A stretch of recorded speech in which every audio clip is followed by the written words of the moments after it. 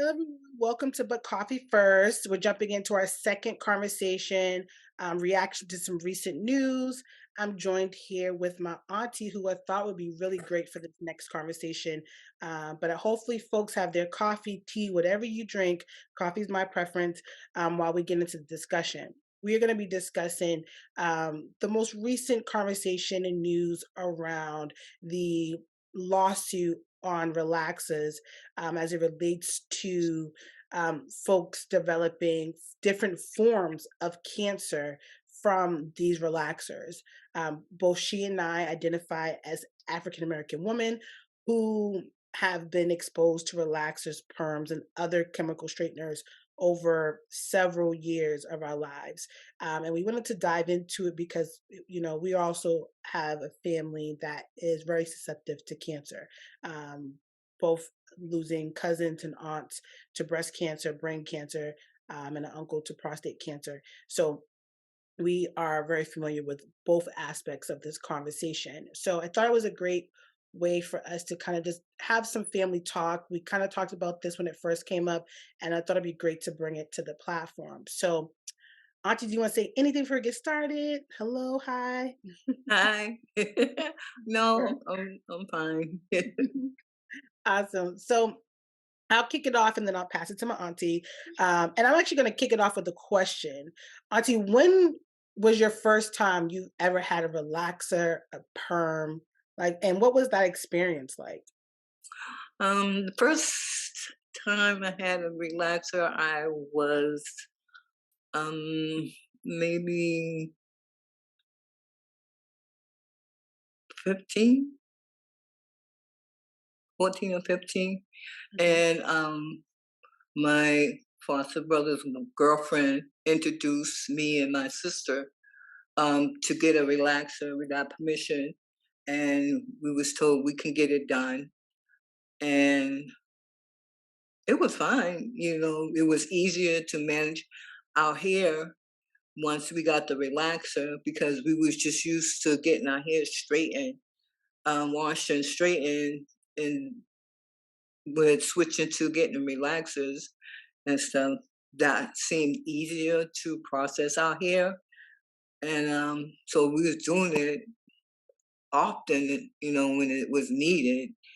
And I never had no problems with it. Um, getting relaxers and stuff. So Mm. I know. I remember when you and my mom would play Catch a Beautician, and with the straight comb, and I used to run oh, from that bad boy. and then when we had our girls and with the texture of hair, so we started putting relaxers into our daughter's hair and stuff, to get that straight look and and stuff and being able to manage doing hair and stuff. I So was saying, like, I remember you straightening my hair, and I used to be deadly afraid of the yeah, hot comb, and my mom was yeah, like, "Oh my god." So I remember, like, being young, you guys didn't put relaxers in our hair, like, right away. I think as we no. became more We don't. resistant. Yeah. When you got a little older, we never put relaxers in your hair when I was um, in toddlers and elementary school. Pretty much when you started becoming young teenagers, we we did it. We asked if you all want it done, and so we started doing it, but not often. Not like how we was getting ours done when we was young and stuff. So, um, but Yeah, it I was the thing. remember That was the getting. thing. We was liking how our hair was straight and stuff, instead of sitting there crying and getting burnt and stuff. So it was the thing. Now it's a whole different story. And we'll get into that. So I was just saying, like, I know I don't remember. I'm trying to remember when I first got my relaxer. I feel like I was maybe 10, 9 or 10 when I started to get a Mhm. relaxer. And, when I first got it, I remember very vividly you and my mom taking me to the hairdresser. It wasn't something that we started to do at home right away. It was No. he took us to a hairdresser, they put the product in our hair, and I'll be very honest, that burning sensation on my scalp was the worst feeling of my life. Yeah. And as a That child yeah, that we didn't experience the burning when we first, because she knew what she was doing, so we and she never kept it in. It was just, our first time, and just trying to see how our hair would look afterwards. But she never kept it in long enough to just start burning until, I did got it done at the hairdresser, and they be letting that perm, the relaxers, sit on your scalp till they want it to get your hair the way that they want it to be, and you could tell them that it's burning, and they still trying. It's like, oh, hold on, wait a minute, it's almost done. And I'm just like, yo, yeah, that's the hardest part, is the burning sensation, and dealing with it after the fact, after your hair is done, is the burning and burnt scalp and stuff. yeah. And for me, like as a child, I'm like, how do I tell this grown lady my scalp is burning without busting into tears? So for kids who are getting their hair done at an early age, which they do promote the just for me Yeah. relaxers to children, children are Hmm. experiencing that, and not knowing how to verbalize that they're sitting in a salon chair getting burnt. And, I remember one time a lady did my hair and I was like, it's burning. She took hairspray and Mm. was like, this should make it better. And I'm like, wait, what? Now, I'm not gonna lie, it did stop the burning in the moment, but when they went to wash my hair out, my scalp Mm. felt so raw. At Yeah. like, then you would go after you gotten your scalp is raw, and I don't know if anybody else, but the rollers that in my experience using the black salons I've been used to have the pins. So Mm. now my scalp is raw from the perm, you're dragging this pin across my scalp through the roller. So, like at that time, it was just oh my god. But I didn't feel like I was losing hair. I feel like my hair was healthy, at least in my perspective. I felt okay with how my hair looked, but Yeah. I didn't know any better. I never took the time to think about what my scalp might have looked like or what the effects of Mm. that was. Yeah. Yeah. That's the hard part of trying to get, we just wanted to not have that, trying to get away from that kinky style and getting that straight. Everybody, we wanted that, and we dealt with the pain and the burning and everything to get your hair the way you wanted it to be, nice and long and straight, Mhm. not kinky and crying when you're getting your hair combed and stuff. So that So leads me we to a we put question. up we it's like we put up with a lot of pain and stuff just to get the hair to be straight, instead of taking being natural and dealing with it. But we went through that phase and stuff. So Well, that leads into a question, Auntie. Thinking about you, a child of the 60s and 70s, where afros, Black Panther, proud to have an mhm. afro, civil rights movement time. And how do you go from being proud of the afro on your head and it being a symbolism to yourself to now you should transition to having straight here. It's better to now remove the kinks and coils and curl pattern out of your hair. We, growing up with the hair, we was fine, but you know, trying to be out there in society, being around other kids and going to school and stuff, and being teased about the kind of hair you got, and you looking at other girls of other races, other having the hair and able to do different things with their hair. So I went with afros and stuff for a while, but then after a while, you start getting you get tired of being teased about your hair and how your hair looked, and adults saying, "Oh, your hair shouldn't look like this, and it should be this way." And so that's why I did it, because I was um, teased a lot about the texture of my hair and how my hair looked and stuff. Mhm, So that's mhm. now And that but we took away from what we were supposed to um be natural, be free, mhm, don't care about how people um judge you by the way you look and what kind of hair you have and stuff.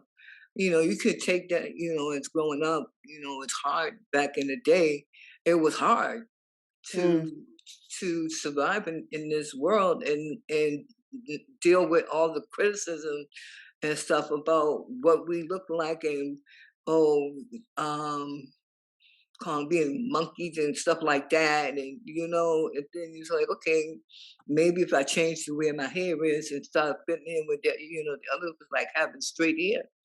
That's mm, what we did. We didn't right, know that it's gonna, you never know what's gonna happen at the end. The mhm, end of it.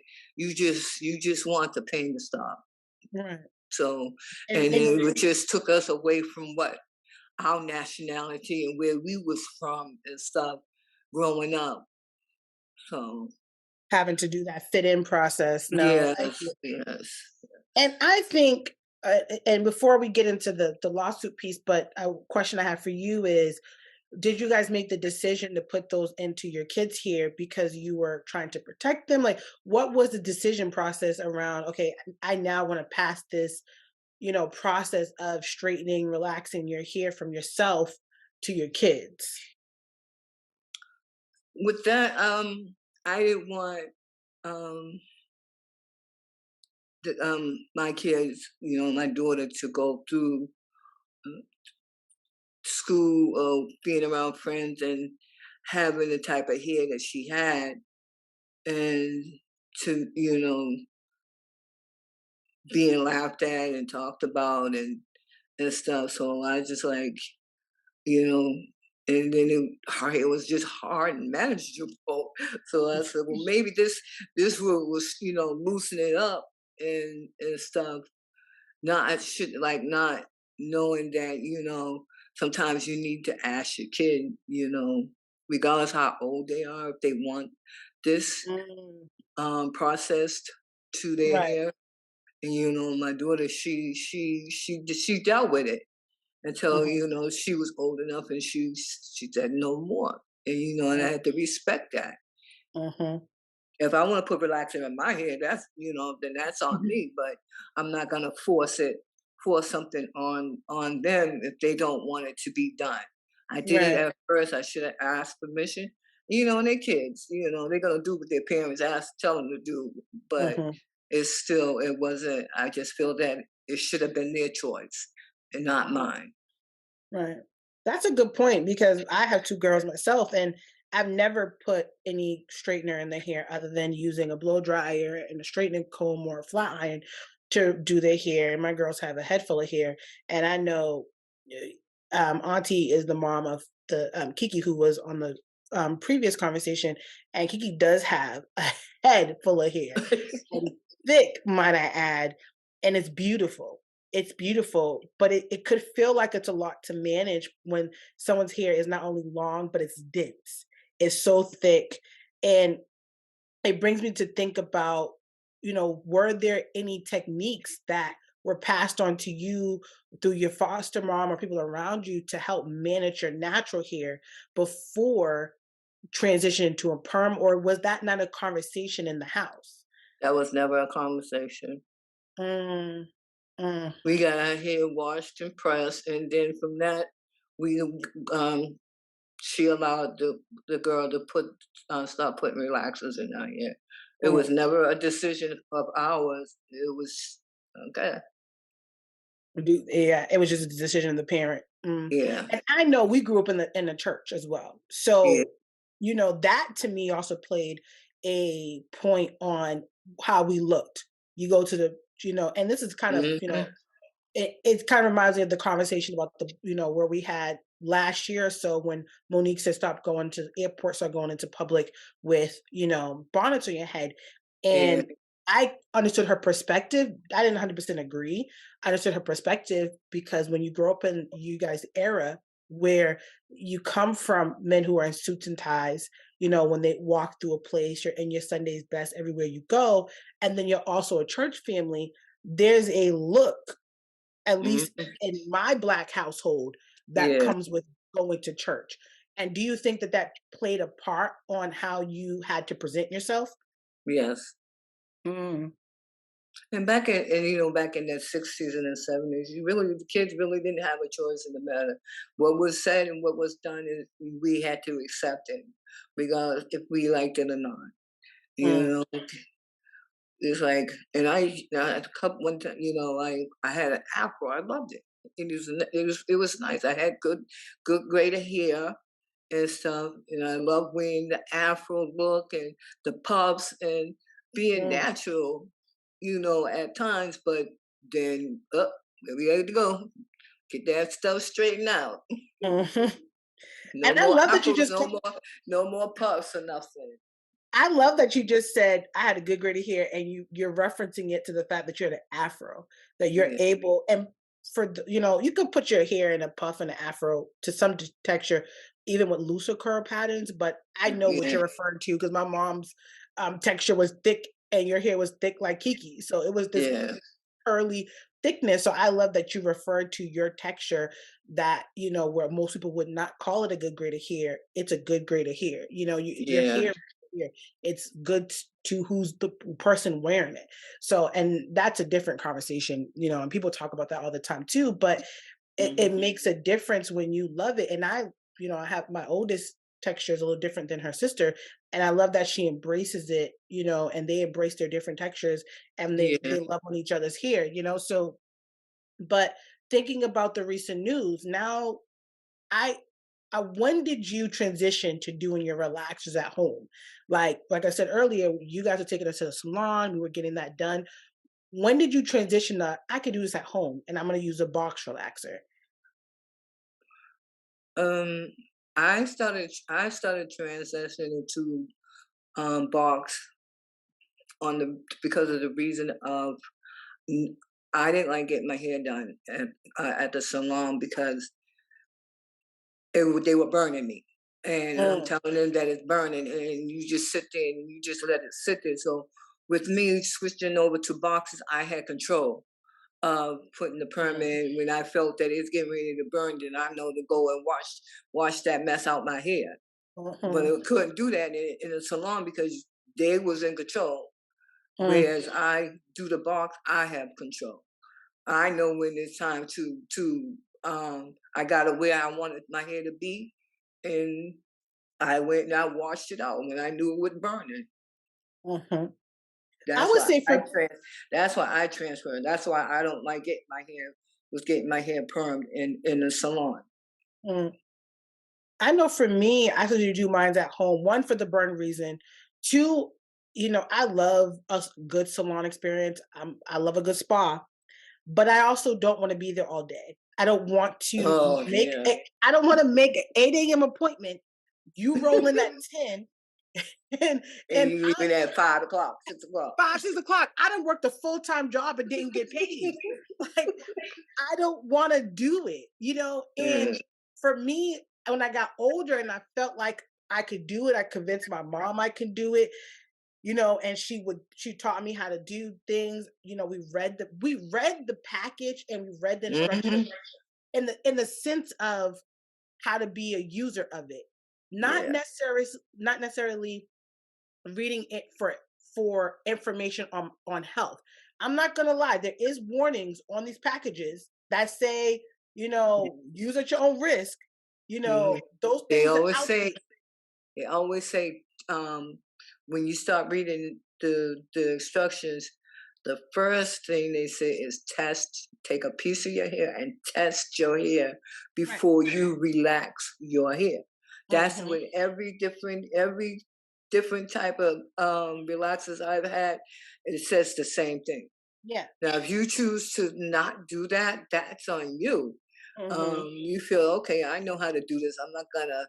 I've Right. done this before. I'm not gonna test it to see how if it's gonna break my hair off or anything like that. You just do your hair and keep it moving. But it Mhm. do tell you, it warns you if you read the directions. If you don't read the directions, then that's on you. Right. They tell I've you to seen a do that. few things, and we see it on social media now where and you got, high paid celebrity hairstylists, still reacting to people making poor choices with bleaches and relaxers, and they're Hmm. like, "Please don't do that." Now, yes, these are educated folks on the world of chemicals and processes to an extent. They're not chemists. So Yeah. I know for me growing up, this and maybe it was explained to my mom, I don't know, but I never had a hairstylist tell me anything about the makeup of this product. And I remember growing up in Oh the no, never, it ever. right. I remember growing up in the decades where there used to be the hair shows, and they used to Yeah. promote that stuff on TV all the time. It was every time there was a hair show, there was a perm commercial, there was Hmm. the hair grease commercial. It was, there was some commercial related to black hair and how we could transform it, and it was a part of these hair shows that were around and probably still take place now, but they were huge back in the day. Even then, there wasn't a discussion about the chemicals in this product. And to be honest, I'm gonna play, devil's advocate here. If you think about bleaching, you think about something that can straighten your hair and there's no heat. Hmm. There's got to be some light bulb that's like, okay, this shit got, excuse my language, and has to be bad. Like there's something about this is probably, and it's burning me. Hmm. There's something about it that's not right, and at that point, even getting burnt, even as an in my older years when I was still doing perms, I stopped doing perms in my 20s, and relaxers because they're two different things, excuse me. But relaxers in my up into my mid 20s, I never bothered to read the chemical box. I never the chemical information. I never bothered to look into those things and figure out why this stuff burnt me. This is something I grew up knowing that I should probably do until I felt better about how to treat and take care of my own hair and how to invest the time. If I could give somebody $200 to put a relaxer, roller set, and all the stuff, and I've been there for 8 hours, I can invest the time at home and give and spend that time loving on myself, or going Hmm. to a hairstylist that I know is going to maybe not treat my hair in a certain kind of way and will help educate me on how to take care of my hair. So, there was a lot of non-education to relaxers, and I'm gonna say even perms, because when you're natural, you gotta get a perm first. You gotta Yeah. strip that hair, Yeah, and a because the relaxer hair is is the update virgin. process. Right. And then you have to think. I remember when I first got relaxers and perms, it was, oh, you have to come back every 4 weeks. And I was like, what?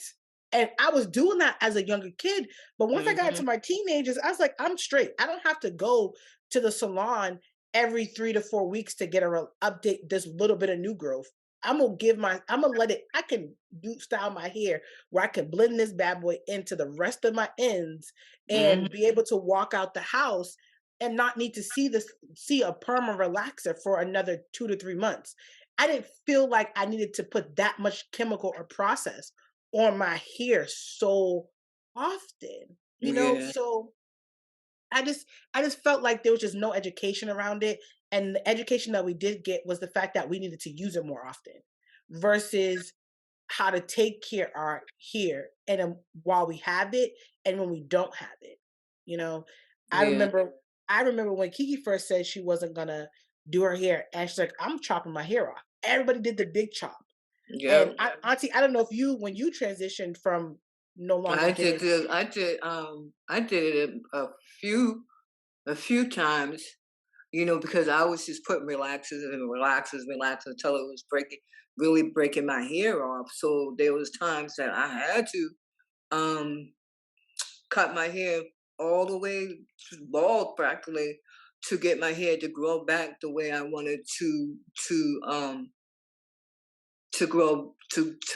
And Mhm, then, when it gets a certain length, and I was like, I was like, oh, I'm gonna put a relaxer and just mess my hair up. So to the mhm, point where I just kept cutting. I finally cut it and no relaxers and let my hair grow out. mhm. So And I'll have to commend you. You have a beautiful ooh. set of gray hair. It looks good on you. I know But I get compliments from I was like, yo, it's like, oh, I it love your hair. Oh, I wish I could get some gray hair like it that. used to be afraid of it.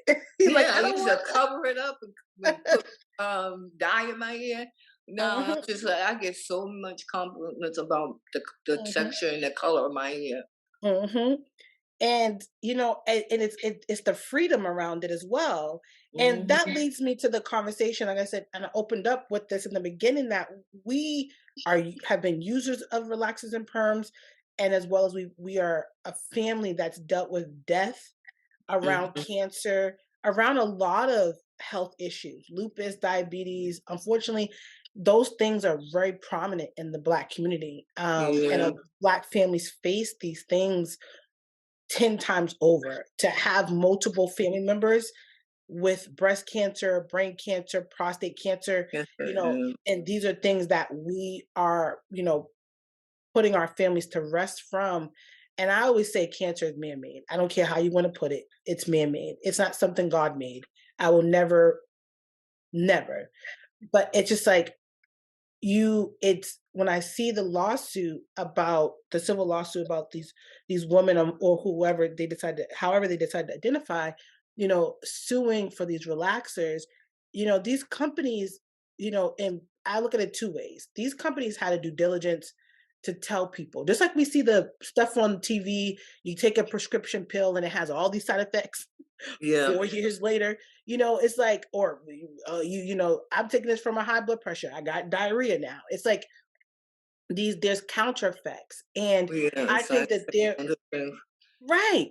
And I feel like there was a due diligence that these companies should have done, especially putting black faces or any face on these boxes and promoting them the way they were so heavily promoted. You couldn't go one TV episode without seeing a relaxer commercial. You just couldn't. And there was no education around these products. Not at all. And they were highly acceptable because it had us conforming to what society wanted us to look That's what it like, look like. Yep. That's what it was. And and we we jumped on it. And like I said, the only information they had was to test your hair to make sure your hair um is it does what it's supposed to do. And that was it. They didn't tell you, you know, what was in it unless you read it and stuff. And most kids doing their relaxes or people, we, gonna read all that information and stuff. And we've done it before. It was done before. We had it done in the hair salon. They never said no relaxers. They the one that's doing your hair. So that's what they do. So they say, "Oh, you need a relaxer." Then it's like, "Oh, okay," because the style that you want, you need a relaxer. So you say, "Okay," you go by what they say. They don't give you information about, well, this could happen if you put this relaxer and stuff in your hair, and this is the Right, outcome. And if you don't take care of your hair's gonna fall out. All that kind of stuff. No, right. they didn't do that back in the day. Now they're doing it, but I think it's a little too late to inform people. I don't understand. I'm just not hearing about the lawsuits and stuff about relaxers, and I'm like, what? And I'm like, where did this come from? So I'm not really understanding, how, why, or who and stuff that you're trying to a lawsuit against, Well, it, I'll give you a little it's background. I been out know, like, there for it's been out there for so many years, and it's like, mhm, right. you get a relaxer, you get a, as a kid, your kid didn't have no control of what their mother put in their hair. Okay, that's Mhm, fine. You can be upset about that, but when you transfer to a adult, you are in control of your body and what you do to your body and to your right. hair and stuff. So, once I figure out more about what's going on and we figure out more Mhm, what's going on about the lawsuit and understanding it more and stuff, then that's how I feel. There's something that you did, and I just understand why you have a lawsuit. mhm. I will say I agree with you on 2 points, and then I think about it, like I said, I like to play devil's advocate, where it's I agree, Oh like, we yeah, make I a decision. understand. Yeah, we make a decision to use these products, and you said early on, like, nobody's reading all that stuff. That's ignorance of ourselves. We should Hmm. read this stuff. We should think, but they also complicate those instructions. The stuff is always on this white paper that's very much see-through, so you're reading this stuff that's all this tiny gray print, and Yeah, you're you need trying a to magnifying glass to read. right, you're trying to fully understand, like, completely, what you're reading, and then you just like forget it. I'm just gonna put it in my head. I understand the Good. picture instructions, I know and that's you what you I don't did for me. I was right. like, I've done this before, so I'm not gonna sit here. I understand Mhm, that you need to test your hair, but mhm, you've done the relaxers before, and you're doing it at your own time and speed. You know what time you got to put the relaxer in when to take it out. mhm, That's then that's you. right, Going to and like I said, going to a hairdresser, getting your hair done that way is different. It's more painful to get it done at a hair salon, and they wasn't telling us, oh, don't get a relaxer. They were the ones that was encouraging us to get relaxers to get our hair in a way that society wanted our hair should be. that's true because Trying you to still work have in a some countries. workplace with with I don't say nappy hair, but with kinky hair, you couldn't get a job because Mhm, of the way your hair looked and right. stuff. So, that's why a lot of African American women went to get relaxers. It's just okay, they getting, other people's getting the jobs. Why can't I get the job? It's because of what I look. And it's like, some people will say that to you. And that's terrible, but that's how it was back in the 60s and the 70s. They didn't bite their tongues about anything. If Mhm. you want this job, this is what you need to do. And Find another job. I was gonna say, like, in some countries, they're still battling the ability to wear Yeah. the natural hair, so that's what I was gonna say about playing devil advocate, because it's not just when I think about this lawsuit, I think about it in the terms of you had the Jerry curl movement with the spray. That stuff wasn't good for people's hair either. And these are Yeah, all kind of products that stuff were out there. marketed, right? These are products that were marketed to this community for the purpose of us conforming.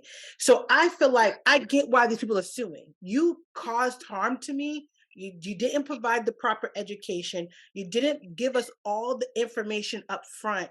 And also, based on society standard, you marketed this to me because you wanted me to look this way. You wasn't Yeah. accepting me for how I naturally can show up. And we still fight that. I wear my braids to work, I wear my hair natural, I wear my hair how the heck I want to wear it. But you still get looks, or you still get the buzz, oh, Yeah. you took your hair, or oh, your hair grew so long. Oh, now it's short. It's the ignorance of it all. And it's like, Yeah. we do magical things with our hair. Like, this is magic. Okay.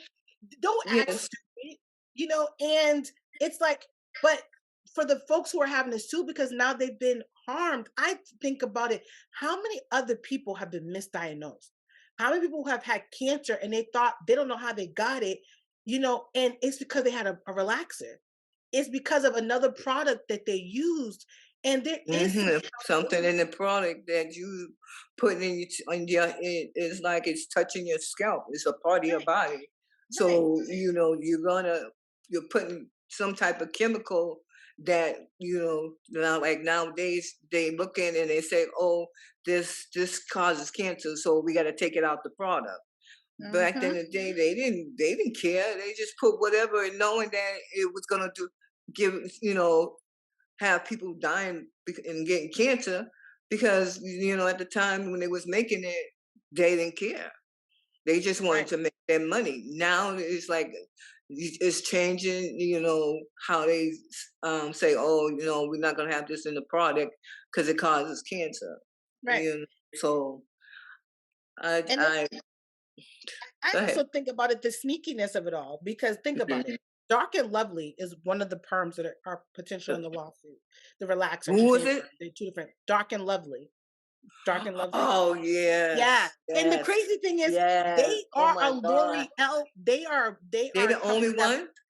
no, they're not the only ones, but they are a company that is a part of L'Oreal. Now, don't get us wrong. I'm sorry. As a black woman, I don't personally buy L'Oreal products. I've never, unless unless I don't know that they have a co-brand. There could be a lot of brands that they own, and I Mhm. bought it and didn't realize it. Dark and Lovely is one of them. I bought a Dark and Lovely product, but their products that's ever said L'Oreal makeup, lipsticks. I never bought a makeup from them. I never bought a lipstick from them.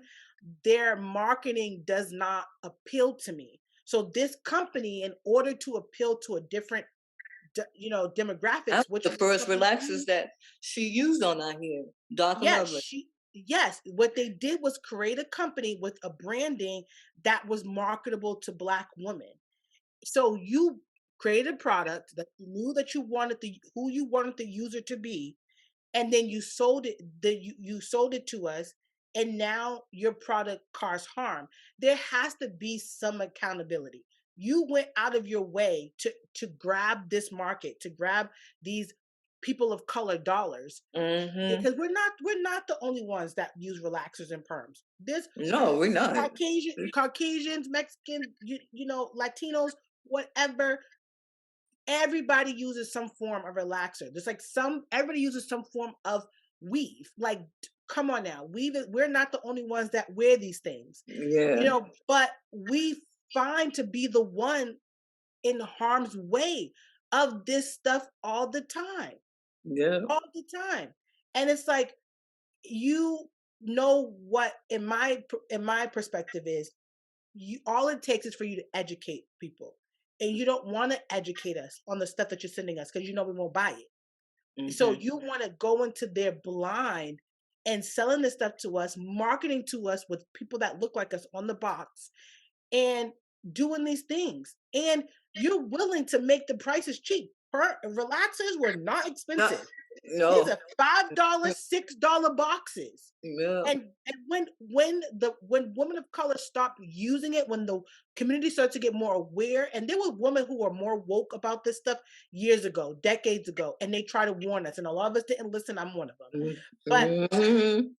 but when the market started to get bad for relaxers, I remember seeing them in the stores for like $3, $4. I'm like, oh my, has it gotten that bad?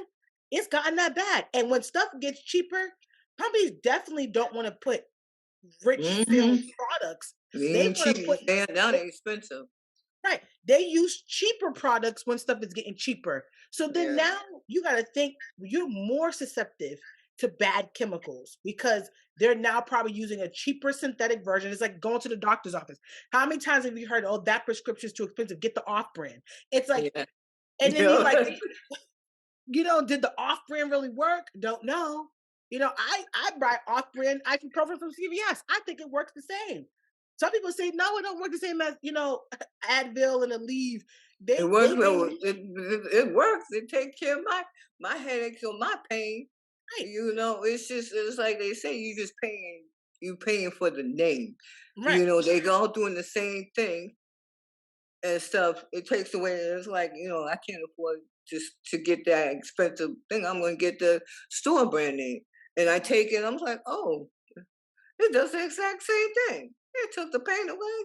So why am I spending all this money to get this medication? right. but that's the thought process people go to, especially when you got to Yeah. think about we've had I've been alive when there's been since I'm in my 30s, so I've seen a market crash.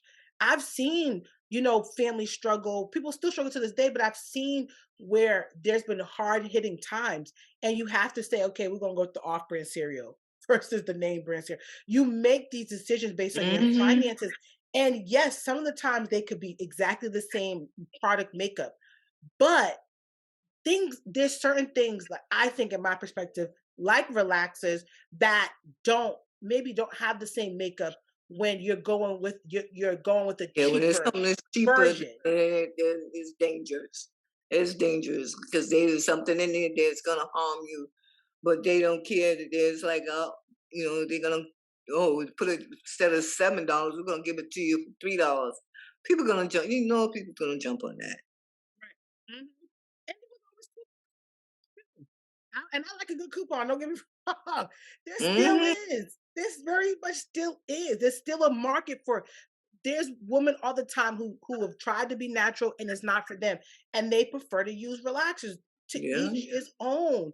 But now that you know that you're still making a dollar off of it, you've been making billions of dollars off of it, you do have a due diligence to the people who are yeah. buying your product.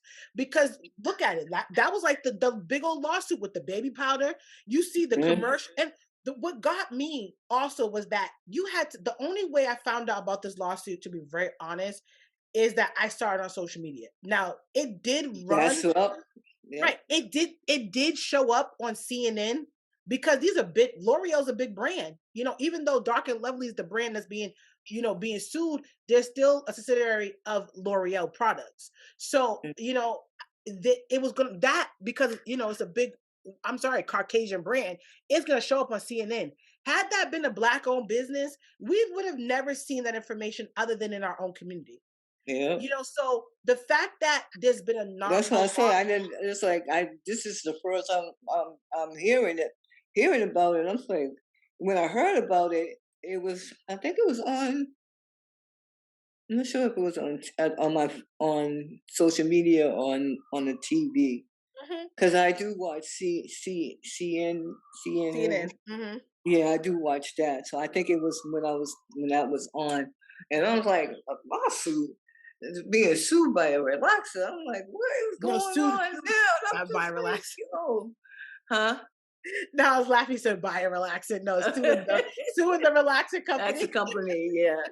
So sorry about that, It's but okay. It's okay. yeah.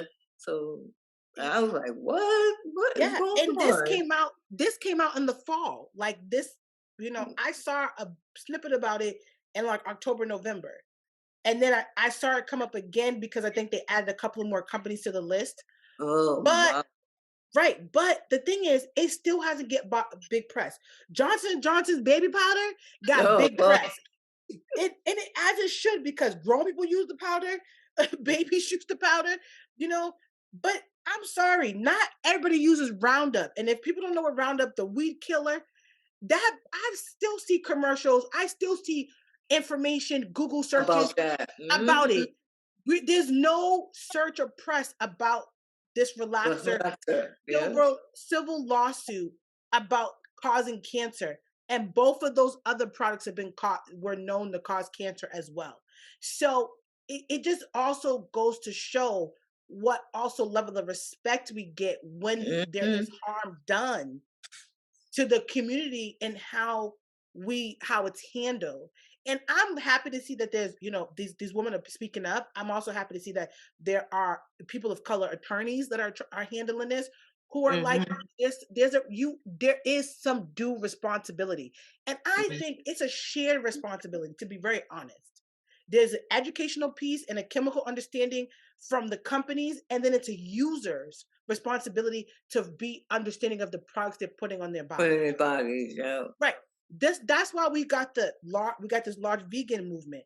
We have this large natural movement because people are starting to read and search and do their due diligence before they digest or use any products. And unfortunately, that's not something that was taught or done in the past that way, only by a selective few people. Yeah. The masses in the community wasn't doing that. We understood a hot comb and a brush in the salon Mhm. from a black woman. And that's where this came from. So we're trusting of places that we call the salon. For us is a safe haven. You gossip there, everybody's business there, you know, it's a family reunion in that place sometimes. You know, and so, and I know that was the experience I felt as a kid, and I know growing up, based on my stories from you and my mom, that was the same thing. It was a communal space, just like the Yeah. barbershop was a communal space. So you trusted that communal space. And should we say that the hairstylist should have maybe asked some questions? Absolutely. You're gonna market this to your friend and your friend's kids, and you're gonna tell them this is the latest and the greatest. You also, as a stylist, have a job to educate and Mhm. know what you're offering to your clients. So there's a lot of accountability, I think, across the board. And this lawsuit is very important, I think, in this community. It's forcing us to do some self-checking, Yeah. and I think to also question the choices, that are out there about what we consume and what we use, and what was just because it was done in the past, is it something that we have to continue to do going forward? And is there a better, a healthier way to do that? You know? Mhm. Right about that. Yeah. Any final words? Thank you for chatting with me, Auntie. Like, any final thoughts about this? Thank you for sharing your experience with No relaxing problem. terms and growing up and that stuff. But any final words? What would you tell someone who's still thinking about using relaxers? Just what would you say to them? To before you put that into on your head and do that, you need to get more educated on it. Find out what the results of what's gonna happen, or what could happen to you and stuff. Like we didn't have that growing up, and when I was growing up. But now there's a lot of opportunities and ways of finding out what what's good and what's not good. Just be educated, more educated on it. Read up on it, study it. If you don't know, ask someone. To help you understand it better. Because before you make that final step, if you find out and you're fine with it, then that's on you. To can to put it in your hair, but be more educated. You don't want to be that person that ends up with the cancer that they're saying that is caused by putting a relaxant in your hair. So just be more educated. Like, well, thank you, Auntie, for spending time with me. Good luck to those who are dealing with the suit. I hope that Yeah, you get healthy, and if you have a loved one that did pass from cancer, from the relaxers, I really wish your wish, family all the well. yeah, The prayers go out to you. Cancer is a serious, serious thing, and it's not something to joke about. And I really am concerned about how much cancer has really taken over our life and our world. Like I turn around, there's somebody else that has cancer, yeah, and can never figure out the point of the cause of it. And yeah. It's like they thankful. never know what caused it. It's just like they Mhm. just had, oh, you got cancer. I was like, Yeah, okay, how did I yeah, get this? Uh, right. yeah, it's So sad. I think the lawsuit is helpful in us looking at our products in our life that could be contributing to those things. So thank you, Auntie. This is the You're end to all my welcome. coffee drinkers. Thank you for joining us and listening to us. And please share your comments, your thoughts with us. This is a really fruitful discussion. We're not here to cause any harm. The images used in this video we got from Google. And hopefully you educate yourself on this lawsuit as well. And hopefully there's more information to come. Thank you.